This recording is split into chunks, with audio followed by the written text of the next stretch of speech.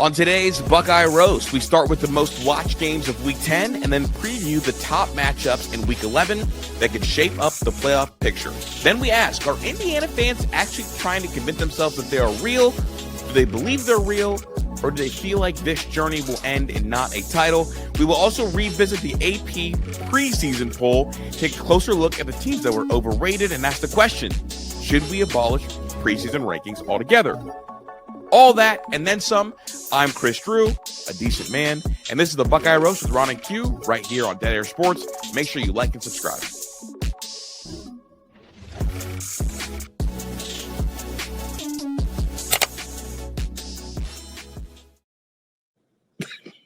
Good morning. We are back for another episode of the Buckeye Roast. It's your boy Ron James here with a decent man, QP Ski. Q. I know that's what you're laughing about, right? I was like, what? Oh my gosh. I've been podcasting long enough to know why he did that, but why did he pick that to say? I have no idea. I was just so spaced because every time we do this show, I've done the opening a million times and everybody types it in the chat when the show starts. Good morning. I have to remind myself to say it correctly before every show because if I mess it up, we have to start the show over. So I'm like in my own little world. So Chris says that and I'm just like trying to not let it rattle me. And then the show starts and Q is already in hysterics. Just out of nowhere. I'm Chris Drew, a decent man. It's like he said it on another voiceover and it just like played. Yeah, he's like, I'm gonna roll with this. Q, normally we start the show with a fact, a stat, some sort of nonsense, but today we have news. Ladies and gentlemen, can I please have your attention? I've just been handed an urgent and horrifying news story. And I need all of you to stop what you're doing and listen.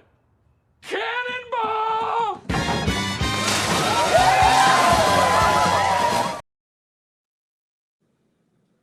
We had a cannonball of a story show up on the timeline about 10 minutes before we started recording, so I figured we would share it to start the show. Do you have any feeling on any of these job openings right now? Yeah. Care to off the record?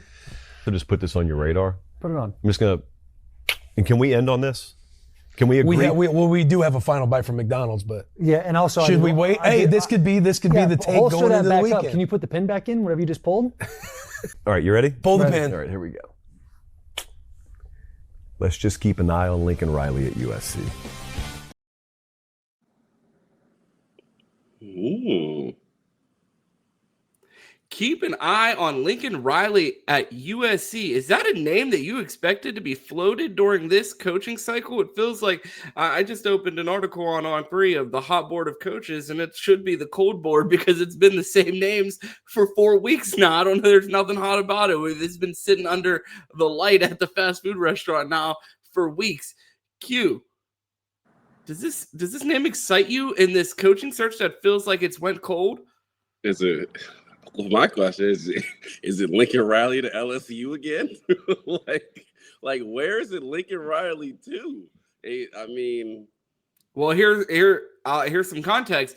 Earlier in the season, Josh Pate floated, you wouldn't be surprised some of the people in college football in the way that they value the LSU job. And a lot of people took that to mean Dan Lanning would leave Oregon for LSU. Was this all a Lincoln Riley play this entire time? Maybe. I mean, I don't get it if it's Lincoln Riley to LSU just because it's like he currently is the head coach of USC, and it hasn't until this season been very pretty. And you'd be like, oh, LSU has all this talent. Well, how much talent is in California? Like, it's like Oklahoma, I get it. There's not that much talent there compared to Louisiana and California, so I understand it. But if he can't even compete in the Big Ten at USC, what is he gonna do at LSU? Well, he's going to go to an easier conference for starters. I mean, I guess, but if he does the same thing he does at USC, he's going to get fired. Like, I'll just put it point blank. They're not going to be happy with that. Yeah, I don't know. I think I might have a little bit more confidence than you. I mean, we know he can get quarterbacks. We know he can win Heisman's. The talent's right there in his backyard. It'll probably be a little bit easier to get the type of defensive bodies that he needs to play the type of defense that they'll need to win a championship. And he's going to have no shortage of wide receivers coming out of that state. If things aren't working out at USC, but here's my thing, and I guess that's the point that you just made. If you can't make it work at USC, why would it work at LSU? Like, you have all of the resources, you have the weather, you have everything built in geography-wise. I mean, I don't know. I don't know. I guess I'm right there with you, Q. You would think the offense pairs with the school and the type of things that they would like to see, but at the same time, it's like, but if you can't do it with USC resources, it's not like you're going to go to LSU and be like, here's more money. Like, you have a top 2 class in the country.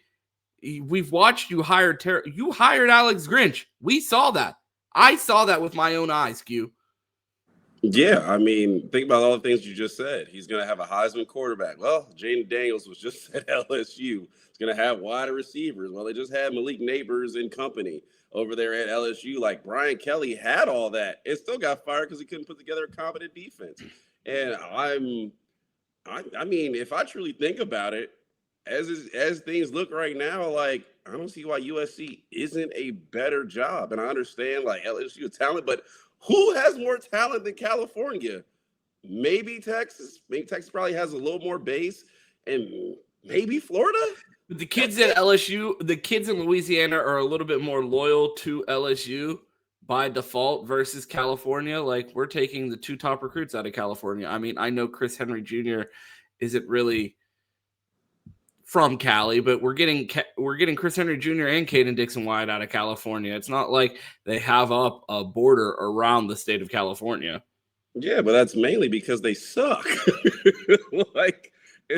Like going in there now is not going in there when USC was actually like popping. Well, and I get it. California's a big state. You're not going to be able to gate the whole state, but you're right. You're right in LA. All the talent around there. You got, I forget what the league is called, but one of the most talented leagues with Bosco and modern day is right there. Like, if USC wasn't a train wreck half the time, they would have some loyalty base. And remember, we lost the Branch brothers just because they wanted to go to USC, because if anybody there was there that they thought was competent. So I'm pretty sure USC has some loyalty. It's the big school out there, UCLA. Whatever expects them to be good, though I think it would be a good position job. So it's like, I feel like if USC wasn't so bad, people would be loyal to go there, especially around California, because it's right there. And it's one of the premier places to go to school around the country. Absolutely. I mean, I think that just shows how big of a potential story this could be, being that we never open up the start of the show with a topic with this much to talk about, and we're already almost 10 minutes into the show. Q, that is not one of the main topics. It wasn't even in the show notes. It was literally the opening line. I'm sure there will be more to come, because I feel like he just opened up a whole can of worms. My favorite thing to talk about when things like this happen is it's a whole nother job that's going to open up every time you poach a coach from another school. USC, we go back to the big board of, is this a top 5 job in college football right now? I mean, I think that might even catapult into the top 3 if Lincoln Riley were to leave USC to go to LSU. But Q, plenty more to talk about today, so let's get into it. All right, play the song.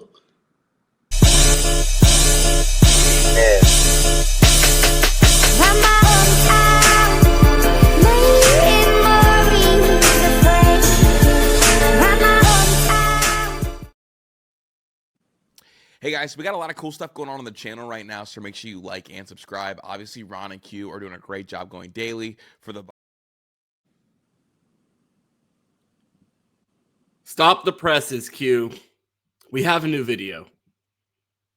Hey guys, it's Chris Drew. Make sure you like and subscribe. It does a lot for us. It helps us as we continue to grow. We just crossed over 3,600 subs. And I know Q made a comment about me making a new one of these every time we get one individual sub. I won't be doing that, but I can definitely do a new one for every 100 subs. So again, thank you guys a lot. We're hoping to continue to learn and grow, and we do that with you guys. So make sure you enjoy this show. I know you will. Ron and Q do a great job. And then Tyler and I are sprinkled throughout the week with even more content from all over Ohio sports.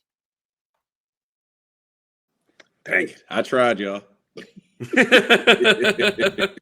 A video per sub at this pace. That's all Chris would be doing, is cranking out videos, thanking every new subscriber. We appreciate all of you guys. Be sure to smash that like button. It helps us a ton. Every morning I'm sitting there watching the chat, and there's 50, 60, 100 people watching, and I'm like, man, if everybody would just like this video right now, it would help us a ton. So if you're hearing this, go ahead and smash that like button, because a lot of people miss it in the chat. It helps us a ton. It costs you nothing. Q, plenty to talk about today. Our first topic of the day. Most watched. Hold on. I actually had one before we took the break into the show that I wanted to ask you real quick. So I feel like we'll wrap it up pretty quickly. But I got a question for you. I seen this on Twitter earlier, and I want to ask you. We've never took a transfer portal receiver before. We talked about recruiting yesterday and all that. My question is for you in the chat: would you take Cam Coleman in the portal next season? Carnell Tate walks out, goes to the draft. It's Jeremiah Smith. You pair him with Cam Coleman with the string of wide receivers we have again behind them. It might get scary. So I'll ask you. We haven't took one yet. Cam Coleman is a dude. Would you take him in the portal? Because if we don't, he might go to like the Oregon or something. So I'm just asking the question. If he calls and says, yo, I want into the Ohio State wide receiver room, would you take him? Would you answer the call? No, because we're not breaking this tradition for a non-SFE receiver. If we're spinning the block and getting someone out of the transfer portal, go get me Verno Brown Jr. or Verno Brown III. Go get me Cam Coleman? Go get me JoJo Trader. Go get me one of my SFE guys. If we're gonna break the tradition, go get me from someone from SFE. I would trade both of them and a first-round pick for Cam Coleman, but I continue.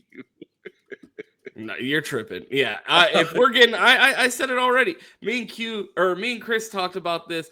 I think when he filled in maybe last week, we talked about this of like, if I said they would fire me from the Ohio State staff if like we had a magic golden ticket where you could get anyone out of the transfer portal. You just had to write the name on it and submit it to the league office. I was like, because if they gave me the ticket, I'd be erasing Dylan Stewart off the ticket and turning in Verno Brown III.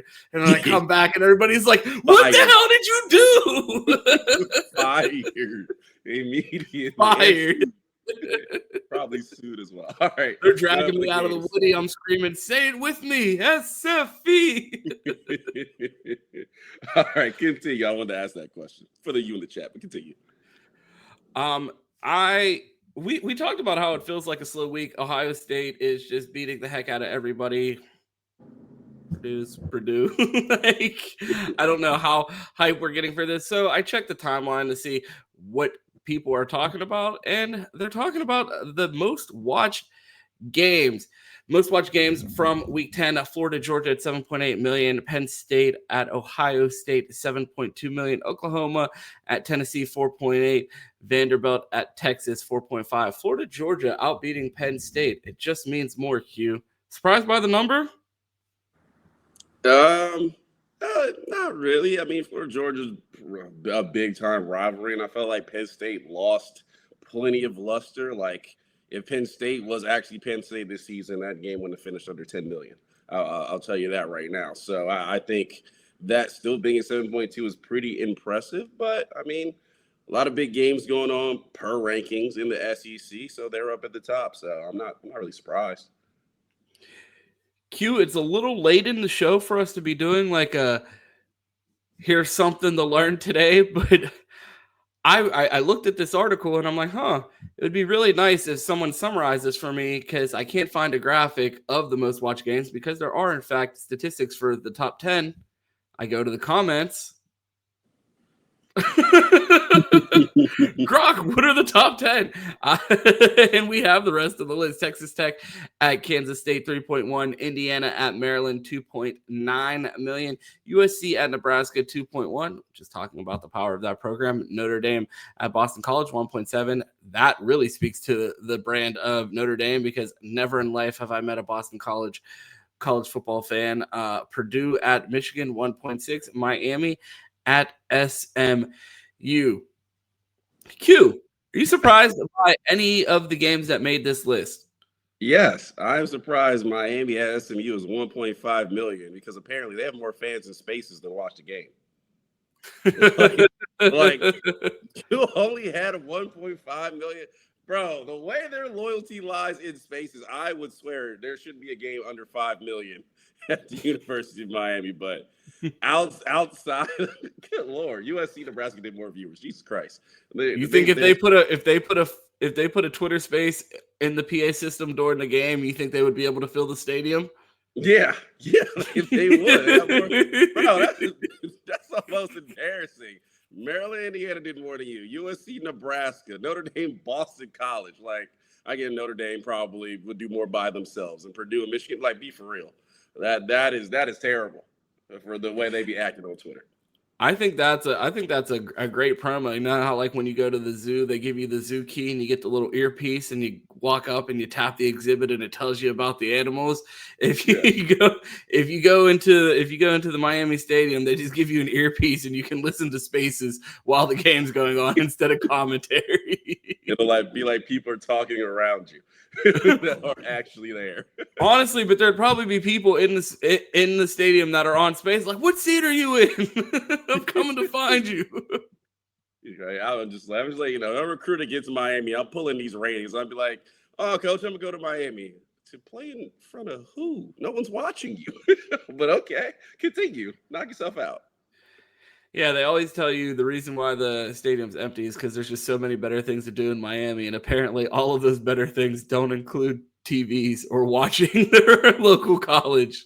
Yeah, what did TVD say? He was like, "I love road games because there's people actually there." I thought that was an interesting tidbit about the viewing statistics. I wanted to pivot a little bit to week 11 and talk about some of the best games. We nailed some of these last week, completely whiffed on some of the other ones. Am I being a party pooper, or does this list of games stink? Well, being a new Big 10 or Big 12 stan, as I've been clamoring for them all season, saying they have really exciting games, I am looking forward to Texas Tech BYU. I think that's a good marquee game for everybody to tune in to really see if the Big 12 is like that. But how are we going to know? I mean, we won't until they play somebody else, but I think I feel like this is like Jake Paul and Logan Paul fighting each other, and it's like, well, we're finally going to see if this is real. It's like, well, are we? I'm interested to watch it. I think they've had some good games this season. But you overall look at the slate besides that game, I mean, there isn't really – I mean, why is Florida State Clemson up there? Jesus Christ. There isn't really much in here. I mean, maybe Memphis, Tulane. Tulane has been okay the last couple of years, so maybe Memphis survives. Well, Memphis is a playoff team, so that makes that game a big deal. I know. I mean, I think Tulane at least is decent, so maybe that's a watch to see how good they actually are. I mean, outside of that, I mean, really, I look right here to Indiana, Penn State. Penn State looked like they were motivated last week for a quarter and a half. Can they go replicate that? Don't do it. Indiana? No, I'm not buying that whatsoever. Indiana is going to go in there and spank them. Something disrespectful. I believe so. You're going to have to put a TVMA on that game. Yeah, I don't know if they'll be able to compete in that, but I mean, that's one maybe I have some interest in outside of that, and we know how this goes. I don't know. Maybe A&M Missouri will get interesting. Outside of that, there's not many games on here that look very good. I can't interest you in Oregon, Iowa? I think that's the most interesting game on this, and I think the sleeper upset alert. I mean, I don't think Oregon will get upset, but I do think Iowa's solid. I think Iowa has a solid ball club. Honestly, they're probably right outside the rankings as we have them. So, I mean, it's a decent game. I mean, going on the road against Iowa, crowd will be hype. What time is that game? 3:30 Eastern. Mm-hmm. So it's not an early morning, so not as sleepy for Oregon coming over to the I guess Midwest. I mean, you can just be in that one. I'll probably give it a watch. It'll definitely be on TV. So where I'm going to watch a game at. So I mean, I'm looking forward to that one. Probably that one. The Texas Tech, BYU is probably my two top ones. Every other game was not that great. Q, you know how this segment goes every week. I pick a game that absolutely does not deserve to be on the graphic.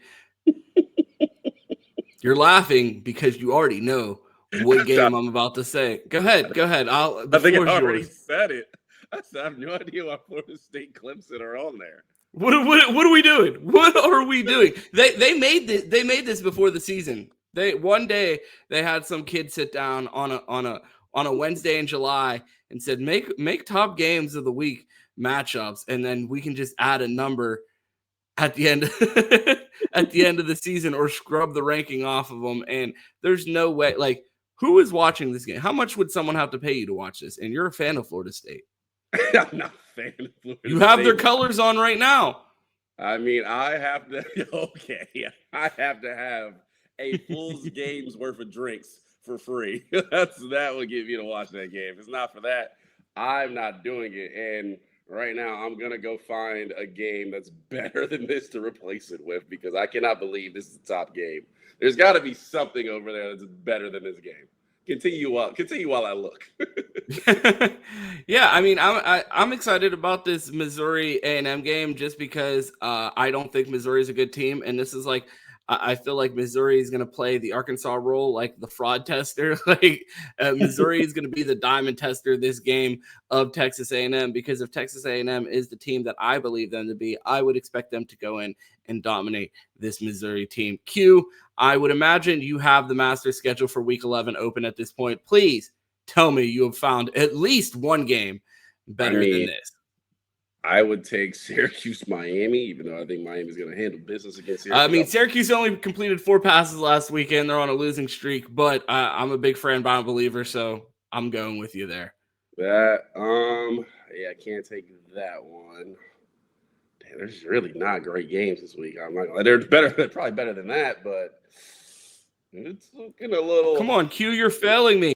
Did they really put the best game? I'm scratching the bottom of the barrel, and I'm looking. They put the most brand game on there. That's certainly not the best game, but I don't want to give you a TCU Iowa State because you're definitely not watching that.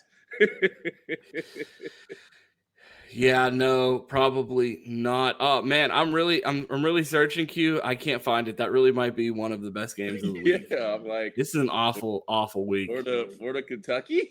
Like, I feel like it's a better game than that one, but it's not sexy. Could you make the argument just because Ohio State is so much better than both of those teams that Ohio State playing literally anyone is a better game than that? I mean, you'll see more fireworks, but the score probably won't be closer than that one. It won't probably, for us, sure, we love watching Ohio State, but for the nation, I don't know. Yeah, I mean, this was a bad week. Bad week for yeah, this is terrible, man. I thought we were going to be able to find a game without question that was better, and like I mean, I've done like a quadruple check of this schedule, and it is. Oh my God, it's an awful week of college football. Memphis, Tulane is your game. Go watch that one. Learn something. Nebraska, UC. No, Dylan Raiola broke his leg. Like, nope. He's out. Said that one, but he's out. He's out for the season. Yeah, he's cooked. I don't know what to tell you. You better watch the games on this on this slate, and that's about it. Sorry. I wanted to pivot a little bit and talk about. A little bit later in the show, we will talk about how ridiculous Florida State and Clemson. I mean, they deserve to be on the graphic because the games are so bad. But we'll look at the preseason AP poll and see how big of a matchup that might have been. in the preseason, given the previous rankings. Q, I wanted to pivot a little bit and talk about the team that I feel like is coming into focus as probably the biggest threat to an Ohio State repeat, and that is the Indiana Hoosiers. And I keep seeing a ton of hype around them. Chris did a video where he reacted to a bunch of fans being interviewed about whether or not they believe they could beat Ohio State. And there was a lot of fake hubris. And I wanted to show you a clip of Indiana's center from last year talking about their chances against Ohio State this year. I think our trenches match up better this year than we did last year. I mean, last year their front four was unbelievable. They put us in a blender. I think the defensive scheme changed with Patricia coming in. Last year was a lot of exotic, a lot of making the offensive line having to make decisions that we weren't comfortable making. They still have the guys. Ohio State's going to have the guys every single year, but I think we just match up better in the trenches. Obviously, their skill players are unbelievable, but I think our skill player, I think Ohio State is the best wide receiving core. I think we have number 2. Last year, I thought we had a little chance, but my first 5 years, we had no shot to ever beat Ohio State. But this year, I feel good. Obviously, getting the wins against Illinois at the time, 9, and then Oregon, obviously, number 3. I just feel better. I feel more confident. We're playing unbelievable complementary football. Our defense is playing unbelievable. Our offensive line's playing great. Our running backs. I could go on and on, but I'm more comfortable. I think Ohio State's obviously amazing, but I think bottom line, we match up better with them this year in the trenches. So I feel better with that. How confident did that sound from someone who was, I mean, I don't know how much more familiar you could be with the team other than being on the team or coaching right now. That did not seem like a boost of confidence for the team. Like, I'm no body language expert, but I do a show every day where I have to contain my excitement and tell myself to be respectful of other teams because they're on scholarship too. But like, I don't talk about Indiana like that. He seems much more concerned with Ohio State than I seem to be with Indiana. Is this all fake hubris? Like, are the only people that believe in this Indiana team truly the people in uniform playing for them week in and week out? I think it's an interesting time. One, I will say, if I was an Indiana fan, I would be talking crazy right now because they've never been here before. Like, how many more chances are you going to get? And I get it. Kirsten, they just signed a long extension. You never know what the team's going to look like year to year. Whatever they've done has worked, and I think they do have a really good team this year. Now, whoever that is, I don't know his name, did not sound very confident, nor did he give reasons I would have gave to why I feel more confident. We match up better in the trenches. Why? Because their defense is less exotic up front? Well, that's definitely not the case. I think we've gave Matt Patricia plenty of credit for finally changing up the front and not doing the same thing over and over again, or this jack position that we never heard of, that never existed while Jim Knowles was here. I think the defense is definitely more multiple in the front. And like he said, have the dudes. We definitely have the dudes. I mean, I would have went to the other side of the ball and said, look, offensive line isn't moving bodies like they were last year. They're good in pass pro, but the run blocking just hasn't been quite as good as it was down the stretch of last season. So I think we can probably stop them up front, which if he said that, I'd have been like, well, saw what you did against Oregon. I mean, we got to test it, but there's some credibility there. So that's probably more what I would have went with it. But no, he didn't sound confident at all, and he didn't give great reasons. Made me think he really hasn't probably watched Ohio State outside of maybe Texas. Like, probably. Q, I wanted to ask you, a lot of people point to the Oregon win as a reason to be a believer in Indiana. Do you think that win by Indiana said more about Oregon not quite being the team that everyone thought they were preseason, or Indiana being a lot better than everyone actually thought and gave them credit for? Do you think this is actually a top 2 team in the country, or is this a one-man race and everyone else is a lot closer to a middle tier than they are the top tier with Ohio State? I mean, I do believe Indiana is between Ohio State and whatever giants in the SEC that actually exists. Like, I think Indiana and Ohio State are the top two. Now I put Ohio State in probably a tier 1, Indiana in a tier 2, and then put everybody else in a tier 3. Just by the way they looked. Like I thought that Oregon win was very impressive and just how they played, the way they flew to the ball. Again, I say if Fernando Mendoza didn't hit a guy in stride running green going the other way, like that game would not have been close. And I'm not going to sit up here and say I still think Oregon is a solid team. If you threw them in the SEC, they'd be somewhere near the top, if not at the top. So I think Oregon is still not the team they were last year, but a good team, a really good team. And I think Indiana is just better and they're more fundamentally sound. And again, they don't, well, just talk about Fernando Mendoza's interception, but usually they're not going to beat themselves and they're going to make you come and beat them and methodically beat them. And that's something Ohio State can do, but I just don't know if there's many teams that can do that. Like I would love for, especially with that slate of games we got, I would love to see an Indiana-Alabama matchup this weekend because I thought Oregon was a good test. I think it was a good test, but I think A&M or Alabama matchup would shed more light. Unfortunately, Indiana and Ohio State are just that much better than the rest of the Big Ten that we're just not going to see them tested until they play each other. Yeah, and that is going to be a hell of a matchup in the Big Ten Championship. I was watching the Downs to Business podcast, and they tried to not say, hey, we're going to see them in the Big Ten Championship, and hinted at man, would that be a crazy matchup if it were to happen, if all things were to go according to plan. Something I didn't put in the notes queue, but I did stuck out to me while listening to the podcast. I listened to the Downs to Business podcast with Josh Downs and Caleb Downs, and they interviewed Matt Patricia this week.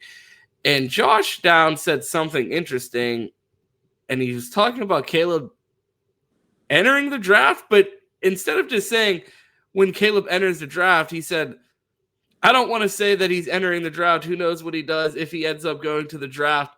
And I'm just like, was that necessary? I'm pretty sure he's going to the NFL, and obviously he's going to be. I've seen mock drafts that have him as high as a top 5 pick in the NFL draft coming up, but I just thought it was interesting that they wanted to be polite and pretend like, hey, we're focused on the season. I'm not leaving my team. But it did make me question, how tempting do you think, Q, if the Buckeyes were to repeat, would it be for some of the guys, maybe not the guys at the top of the draft, but just in general, with the opportunity at history to be the first team ever in college football to have a three-peat because we don't acknowledge Minnesota's, for obvious reasons. Would you be tempted? I mean, NIL, the Buckeyes got money. I don't know if they got first round money, but I mean, they were able to convince guys like Tyleik Williams to come back for a national championship run, a guy that had a probably day 2 grade, ended up improving his draft stock and working out and becoming a national champion. With guys like Caleb Downs, probably less likely. But do you think that would be something that would be tempting for you personally and for any of these players? I think it's just going to depend on the amount of fringe guys we have. I think Caleb Downs is gone, and I think at worst he's a lottery pick. So we'll say that he's definitely gone. He's not fringe anything. For a guy like, I was talking about your guy, Jermaine Matthews. Where does he rank in the draft right now? I think Jermaine Matthews has everything to be a first-round pick. And if he is outside of that first-round mock, then that could be a guy to come back. I think Lorenzo Styles probably, is he out of eligibility or he has another year? Out of eligibility. He's gone.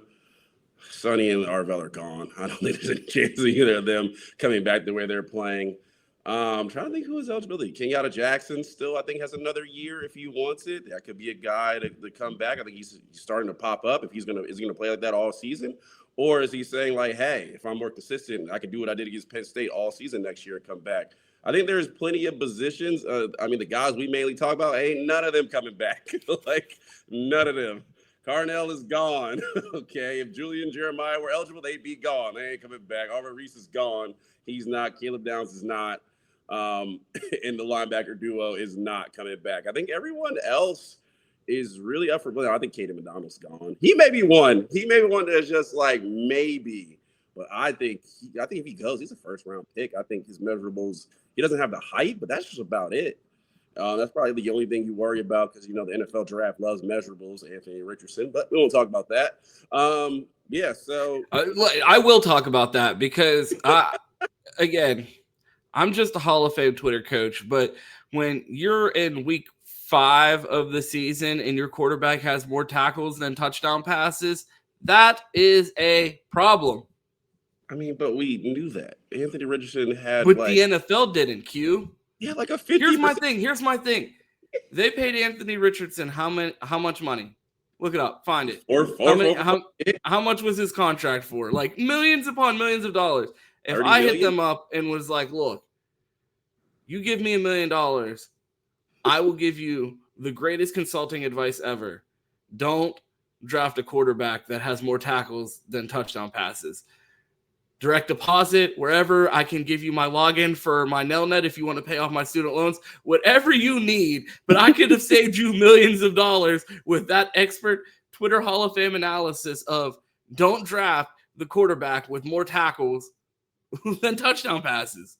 I mean, he had a 50% completion percentage in like college and high school. Like that should tell you something. But I digress. And also got hurt every single year. Yeah, I mean that's the one thing I worry about Caleb Downs is I wonder actually what his measurables are gonna be, and I think that's the one thing where they'd be like, oh, we don't want to take you top 5. You're not some Sean Taylor, like. But that I think will make him fall a little bit if he ever does. But I think he's just a good enough football player that overwrites that. But I mean, there's some guys out there that could come back, and I think it would help. I mean, think about it. Next year, Edric Houston with another year, and Caden McDonald. I think Caden Curry's out, isn't he? He's out of eligibility after this year. Yeah, so he's gone.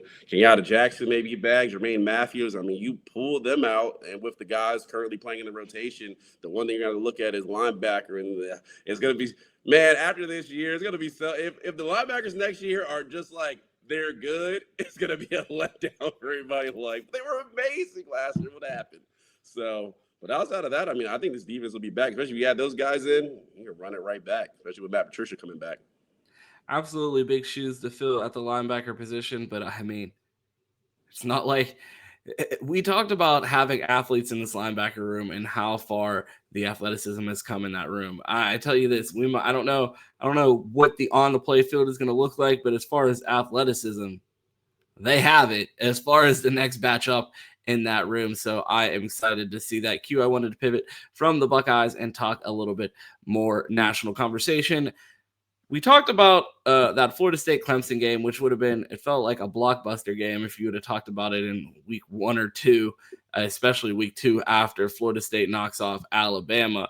The college football playoff rankings came out, so I figured it would be fun to take a look at the college football playoff rankings, the first rankings that came out, and the preseason AP poll. Q, what jumps out to you at first glance when you look at this poll? There's no Texas is moved significantly. There's no Clemson. There's no Penn State. It's like that. Almost Georgia didn't move, but almost in Ohio State. But that top 5, you gotta really hunt them down. That's the only one that's still in there. Luckily, because they probably shouldn't be at 11, but I digress. I think the top 5 sticks out to you most, and then, I mean, even if you go down one, LSU's gone. Like, it just looks completely different. That's the biggest thing. It looks completely different than what you see to the right. You know, when I look at this preseason AP poll, I look at Kansas State, and I feel like that is like the perfect emblem to represent how crazy and how fast this season went into a crapshoot. Because like when I see the Kansas State logo, all I can think of is Avery Johnson's brother and father fighting over at the game in Ireland week 1 or 2 early in the season. And I'm like, man, I was just arguing with Q that this was the Big 12 favorite, and now his parents are rolling around on the ground outside of the stadium. Like, this is the type of season that we are looking at, because like it's just going to be pure insanity. Which is crazy. I still don't understand how you get in a fight with your dad after the game. I just not imagine there's anything that would make me get in a fight with my dad. Did you watch the game? That might. It was terrible. Your son sucks. Well, your brother sucks. Oh, you know what? Let's take this outside. Oh man, yeah. It just looks so crazy. I mean, Texas A&M, you never thought they would really be up there at 3. You were like, well, how long are they going to be there until they're out in the top? So that would be one of those teams where I'm like, well, they're going to be out pretty soon in a couple weeks here. So let's see what happens. They got Notre Dame coming up. I mean, you know, the one rivalry is Boise State. They should be in there somewhere.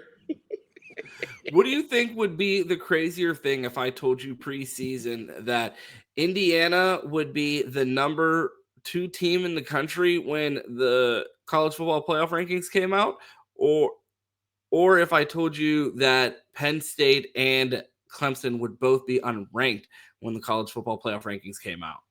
No, Penn State and Clemson definitely unranked. I still like, understandably, I still don't know what happened to Clemson. Like I still looking like I watched so much offseason like highlights of their defensive line.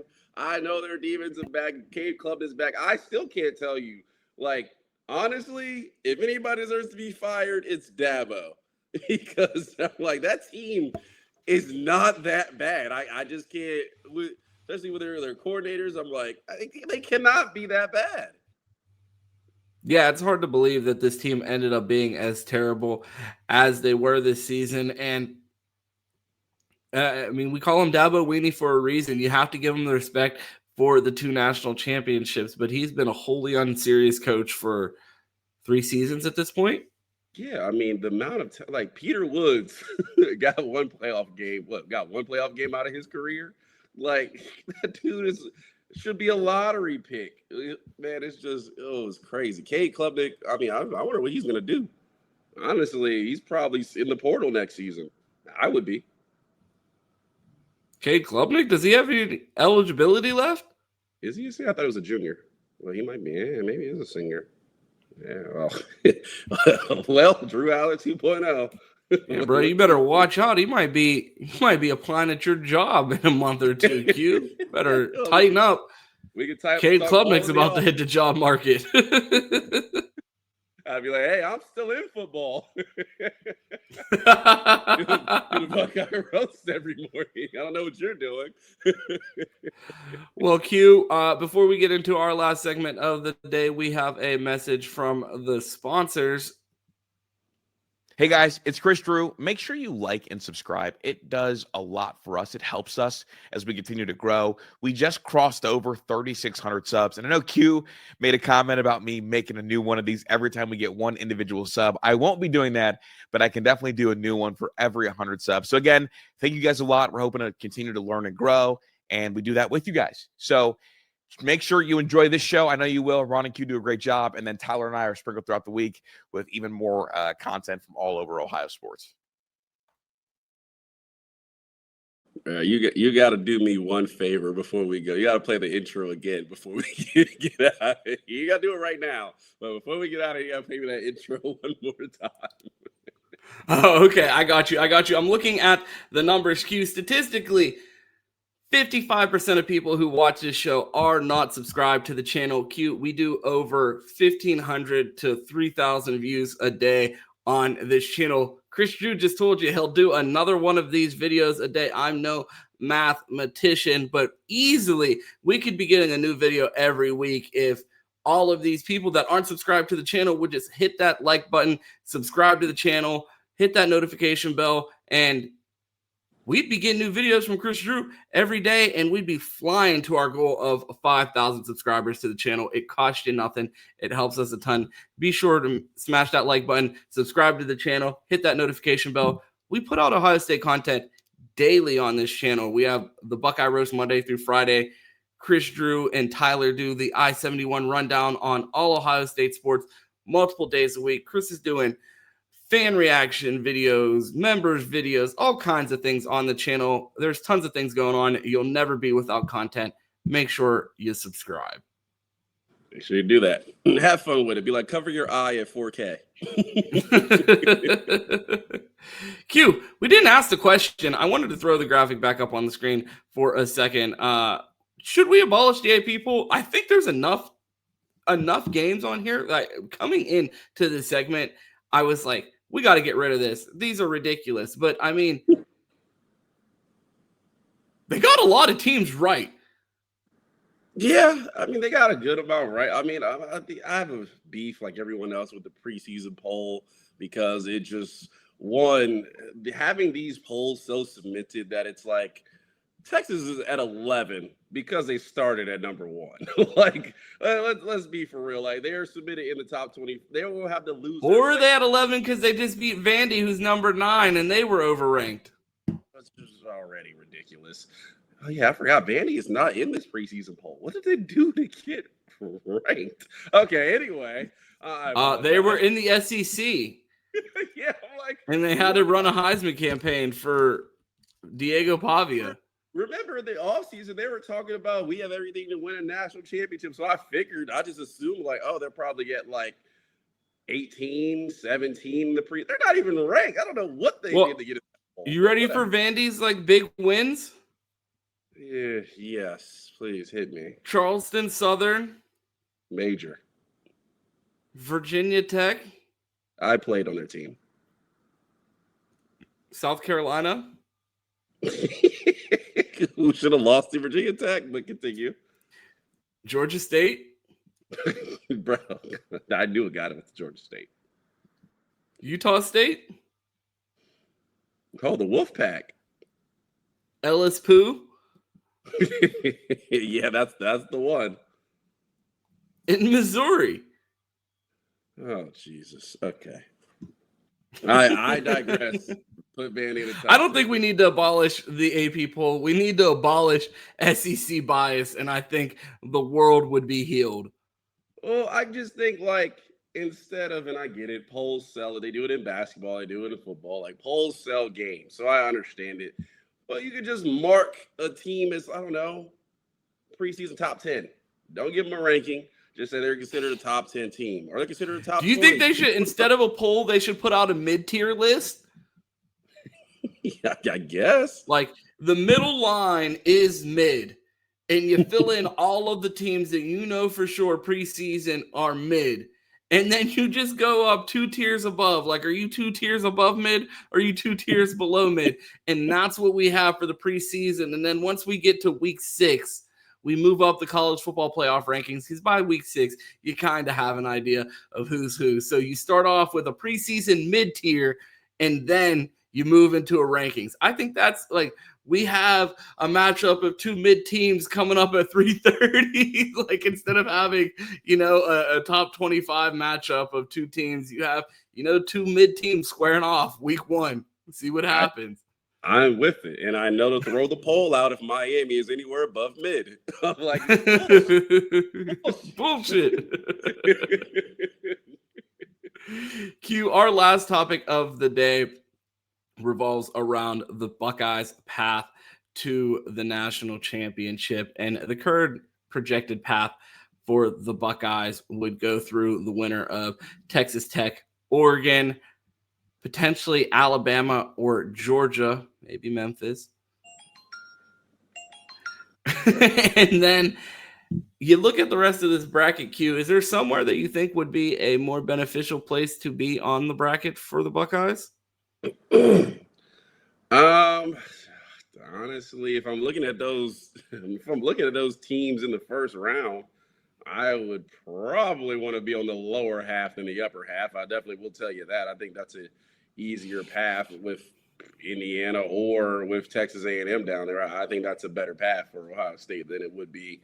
I think, again, I've said Alabama. I think Alabama's the one team who could go blow for blow with Ohio State. They have the talent. I don't know if they could beat them, but I think they could definitely compete. But, I mean, you're looking at, on our side, Georgia in that first round, going to beat Memphis. I don't care how bad they've been this season. And talk about Oregon and Texas Tech. I don't know how good Texas Tech is, but I think Oregon's a solid team. I mean, how funny would it be to see Ohio State and Oregon back in the Rose Bowl 1 year later, knowing then, well, they're probably not going to get back and have to leave sad again. That would be pretty funny. But, yeah, I think our side is the tougher side of the bracket, to be honest. I mean, Indiana, they might sneak their way to a natty the way this is looking. Yeah, I mean, it just all depends on, I think, how you value Texas A&M versus the rest of the field in the Big Ten. I mean, in the SEC. Like, do you think having to play the winner of, I mean, I guess the way you look at this bracket, and I guess this could be the question of the day. Let us know down in the chat. What do you think is a more difficult potential matchup, having to deal with the winners of Georgia, Alabama, Oregon, or Ole Miss, Texas A&M, Notre Dame? Like, what three teams do you think, like, hey, you're going to have to beat two of these three teams? Which grouping are you picking? Georgia, Alabama, Oregon, or Ole Miss, Texas A&M, Notre Dame? Yeah, I'm definitely taking that bottom half, and I think it's gonna sort itself. Obviously, Alabama may find their ways to the other side. They beat Texas A&M in the SEC championship, so they may be down there with Indiana. I'm not going to. Georgia still has to play Georgia Tech. Yeah, so they may not be in there. Notre Dame plays Pitt. I think Notre Dame is fine. I don't think they lose to Pitt. I think Miami does, but I don't think Notre Dame. Yeah, and then Texas Tech. Let's see if they can beat BYU. Let's see where they shake out there. They could find their way down there at the bottom with Indiana, and we play BYU, which I would have no beef with at all.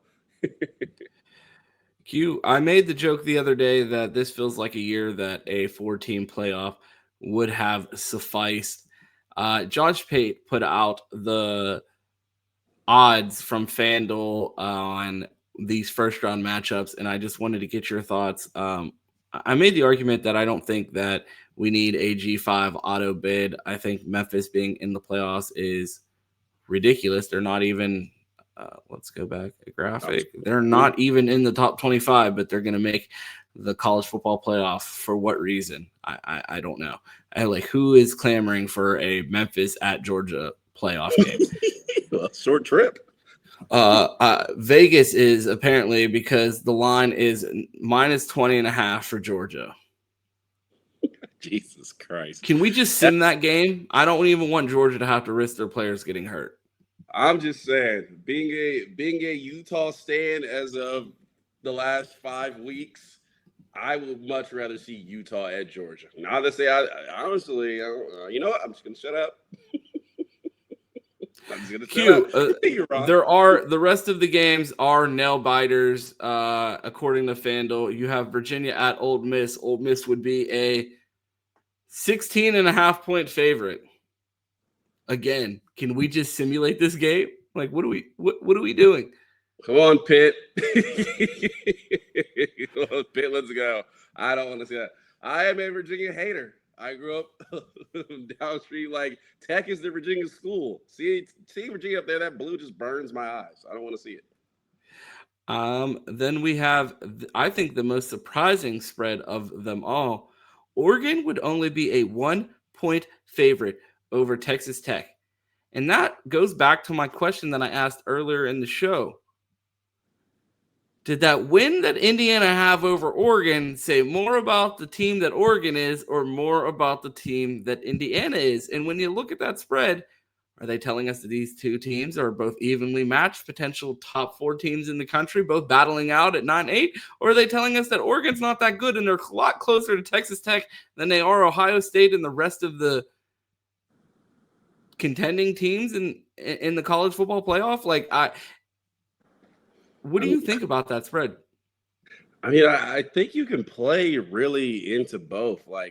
Texas Tech loses to Arizona State, who we've seen as inconsistent can be. I mean, they lost to Houston, who is not going to be in here anywhere near Didn't Houston just get mollywopped by someone who stinks?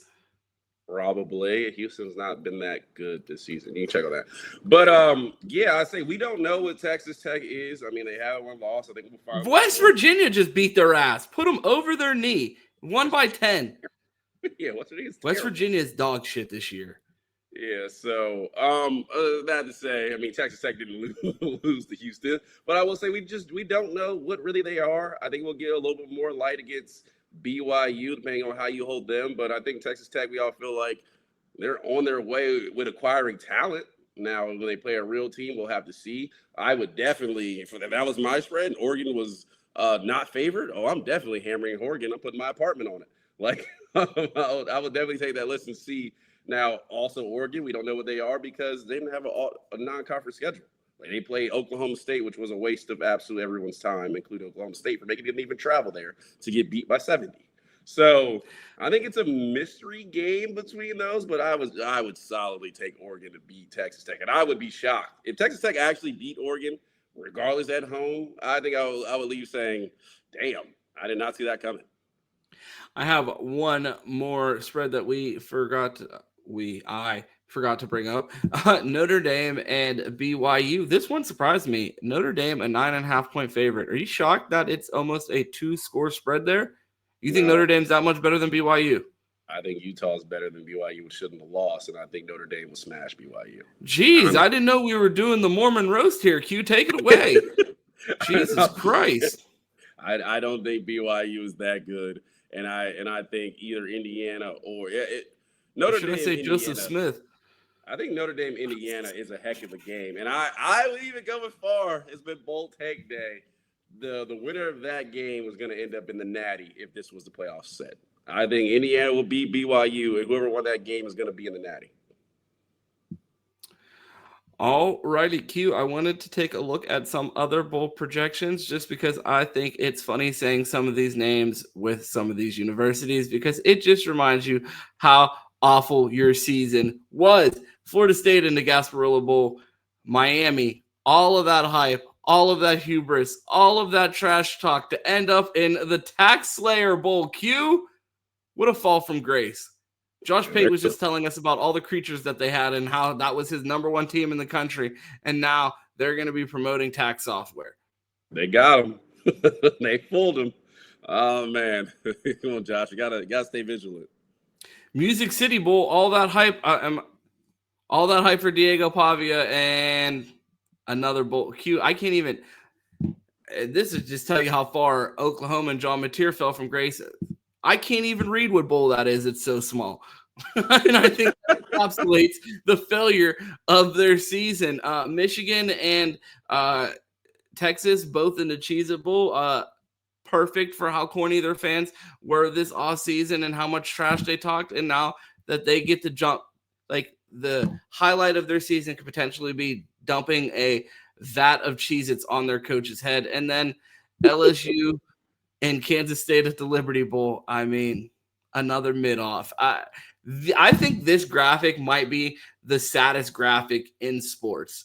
When your team is officially out of the college football playoff contention, and then they have to put some goofy corporate sponsor name next to your last game of the season while your coaches are out on the road recruiting people in the transfer portal. People on your team are packing up their rooms and getting ready to leave because they're hitting the transfer portal. And then you have to play this game in front of your fans who are going to be dissecting everything that happens in it, despite it being third and fourth string players playing, because this isn't going to be your roster next year.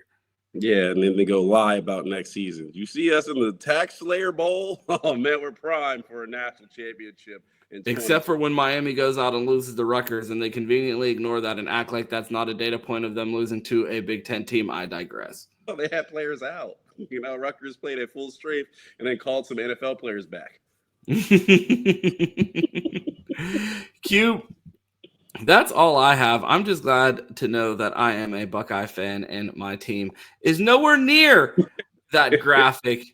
If you would like to hear about the Buckeyes, a team that's not going to be playing in the Tax Slayer, Gator, Gasparilla, Cheez-It Bowl, you can tune in here weekly for the Buckeye Roast. Q, let them know where they could find you. Well, happy we don't, because if you're an Ohio State coach and you're playing in the Tax Slayer Bowl, you're fired. I hate to tell you. So yeah, you're gonna need a new accountant that's gonna be helping you file your taxes from unemployment if you're playing in the Tax Slayer Bowl. The last head coach that played in a bowl game I don't immediately recognize was not the head coach for long. So I hate to tell you, that's just how it works here. I appreciate everybody joining in. Another fun episode. A lot of laughs in that one. One, thank you for all the likes. Thank you for all the subs. Keep that moving. If you're not sub, over I'd say 55% of the people who watch who are not sub, go ahead and sub up, man. You're already watching. Just hit one button and you can know whenever we go live, whenever we drop a video. No, let them sit with this, Q. Think about it right now. If you're still listening to this and you still haven't liked the video and you still haven't subbed, I just need you to ask yourself the question, why do I hate these two? And then when this answer comes to your head, I need you to at least put it in the comments and tell us why you hate us and will not subscribe and not like the video. So at least you can help us in the comments and let us know, and we can stop asking. And when I say stop asking, I mean ask you again tomorrow to stop hating us and subscribe and like this video. Brian, you know people who are still subbed are going to go down the comments and just tell us why they hate us and make stuff up just to be funny. That's fine. It helps us in the algorithm. If you want to tell us every day, if you want to ask ChatGPT to tell you why to hate the Buckeye Roast, go ahead and copy and paste that right into the comments because it helps us grow. But be sure to subscribe while you're doing it so it's easy to find the videos to comment on. I would sub, but his asshole won't take his nose ring out. Oh, man. So make sure you do that. If you want to find me, I'm City Boy Quentin on Twitter. Find it Johnson on Instagram. Some of you have found me, so I'd really appreciate it. Just hit me in with a message. I'll follow back, and we can chop it up.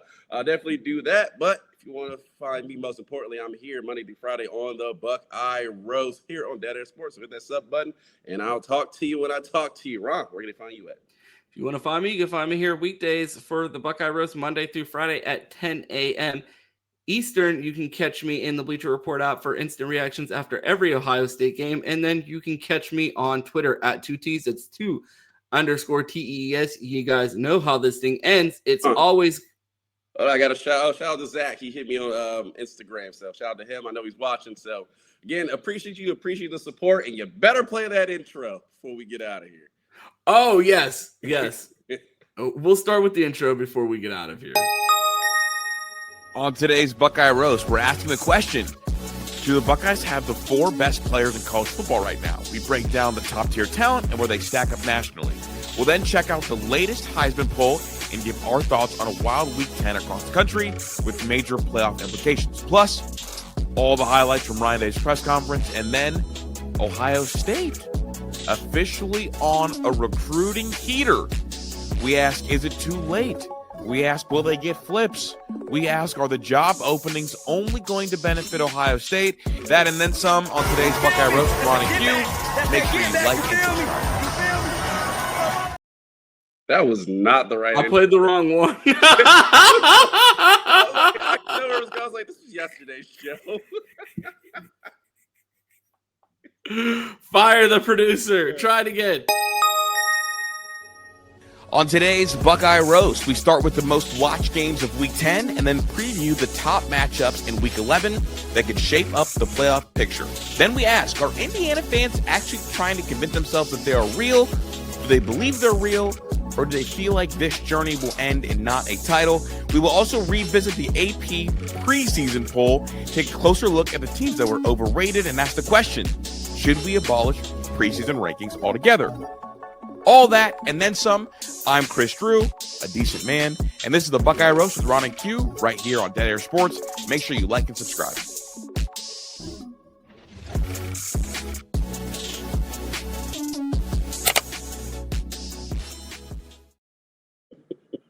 This is ridiculous. Shout out to Chris Drew, a decent man.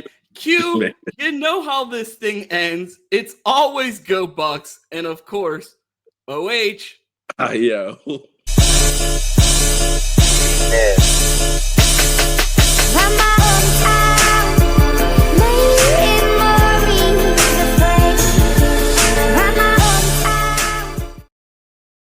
And the last thing, I watched TJ's show last night, Johnny, and TJ was going on and on and on about, it's like they knew our signals. It's like they were coming right at us, like they knew what we were doing. And I paused, and everybody thinks I'm crazy. That's not good. But why is Chase Herbstreit on the team? I mean, you can't sign steal anymore. They use the radio. You can't steal that. And the Catapult thing, the cloud sharing with the practice videos that OSU tapped into, but that story went away. That just disappeared. You can't. That Catapult thing's gone now as well. So how else is Ryan Day going to cheat? I know. Let's put Herbstreit's boy on the team. What's he doing there? He's not going to play. He's never going to see the grass. They'll put Warren in before they put in Herbstreit. What, in education? Go to Northwestern. Go to MIT. Why is he at Michigan? Why? That is a good question. Why? What's he there for? It's not an education. He ain't playing ball. So what is he there for? And then you look at the Oklahoma game and you look at the Southern Cal game. TJ's right. It's like they knew what we were doing. It's like, oh, okay. So maybe I am crazy, conspiracy theory. But yesterday.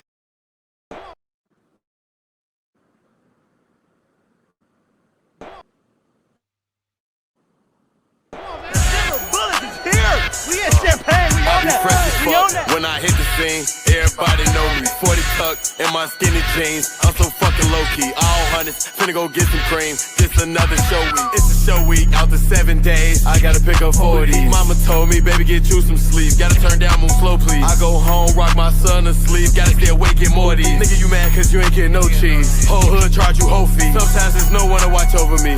Too broke, can't get close to me. Send an op, say hello to me. Number respect when approaching me. And don't act like you don't know it's me. Know that bitch somewhere close to me. And I ain't got no reason to be on that. You the one to avenge your homie. Even though I really be on that.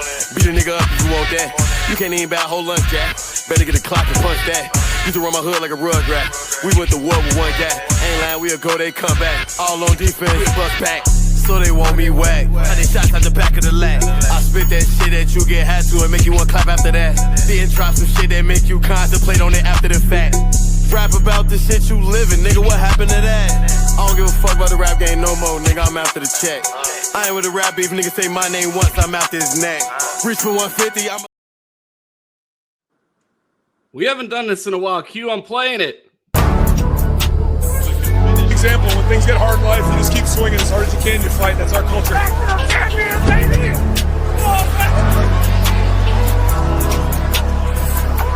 I promised you we had a plan.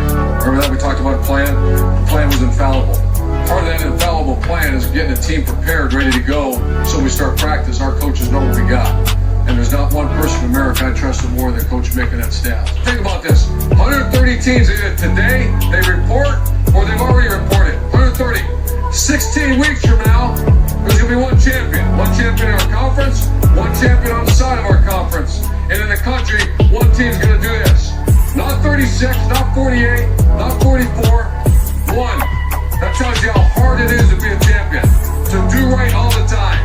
To know your assignments. They have 11 guys play hard on every staff. That's hard. That's why there's one. I want a hungry team. I want a hungry team. I want a team that can't wait to get out there. Where there's a bunch of players that maybe, whenever you're a new coaching staff, you haven't played much, maybe you're trying to make a name for yourself, you're a hungry football player. I want a hungry team.